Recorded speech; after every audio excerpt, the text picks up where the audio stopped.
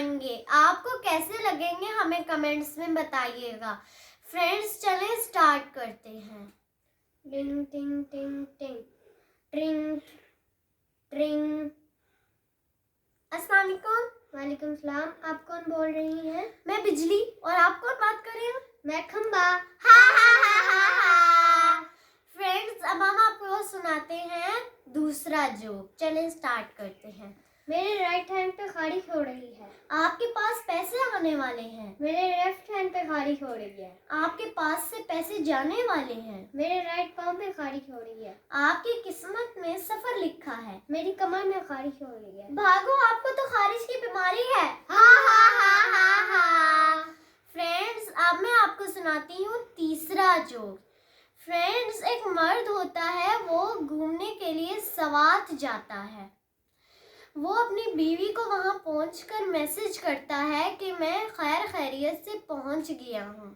وہ میسج غلطی سے کسی اور عورت کے پاس چلا جاتا ہے جس کے شوہر 2 دن پہلے ہی مر چکے ہوتے ہیں.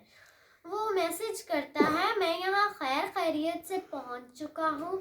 یہاں اتنی ٹھنڈی ہوا چل رہی ہے جیسا جنت میں چل رہی ہو, اور جو تم نے مجھے سفید رنگ کا لباس پہنایا تھا وہ ابھی تک بے داغ ہے. جب وہ بیوہ عورت اس میسج کو پڑھتی ہے تو وہ بے ہوش ہو جاتی ہے. فرینڈز اب میں آپ کو سناتی ہوں لاسٹ جوک. ایک مولوی ہوتا ہے, وہ ہر کسی کی موت کا اعلان کرتا ہوتا ہے. ایک دفعہ اس کی بیوی مر جاتی ہے تو وہ کہتا ہے اب میری بیوی کی موت کا اعلان کون کرے گا. تو پاس بیٹھا ایک خسرا یہ سب کچھ سن رہا ہوتا ہے.